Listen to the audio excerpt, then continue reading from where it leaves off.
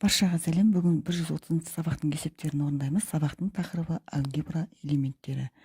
Бұл сабақта алгебра элементтері тақырыбындағы материалды қайталаймыз. Бірінші есеп: жазбаларды зертте. 30/5 азайту 4, п тең а көбейту 4, 28/4 үлкен 5-тен, x/5 тең 9, 18/с. Бұл жерде әртүрлі өрнектер берілген. Енді төмендегілерді теріп жаз деген. Дәптерге осылай орындадық. Теңсіздік бұл жерде 28/4 үлкен 5-тен.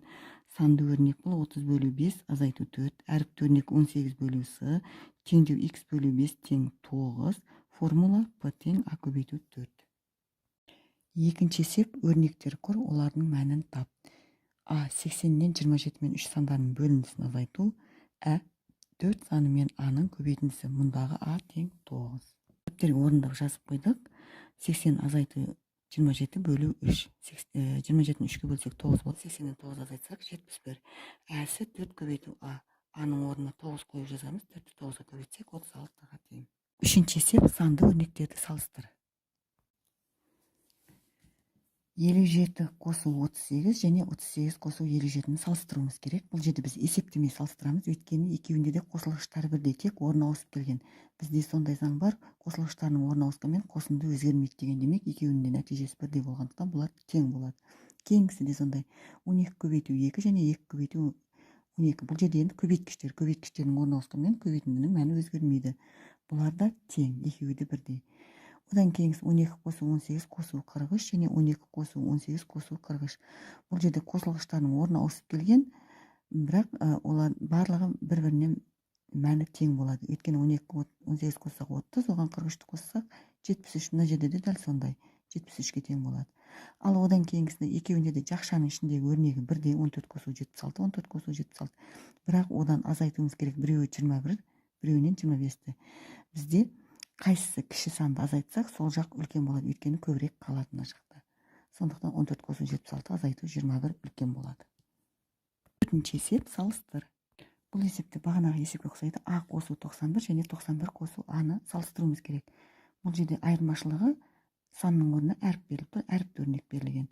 Бірақ бәрібір қосылғыштарымыз бірдей. Сондықтан А қосу 91 мен 91 қосу А тең болады.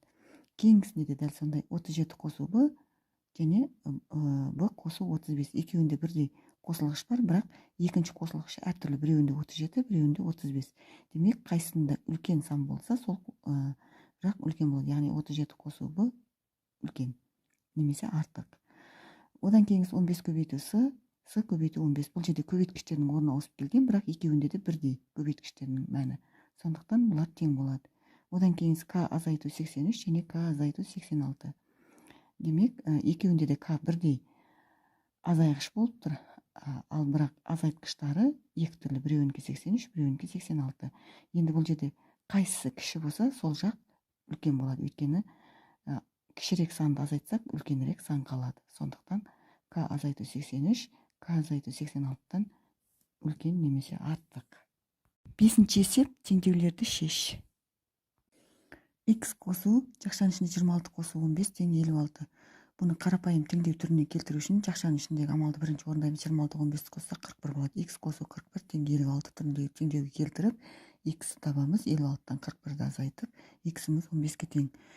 Орнына қойып тексереміз. 15 қосу 26 15 қоссақ 41, 41-ге 15 қоссақ 56, 56 56-ға тең. Кейінгісі 5 көбейту А тең 45.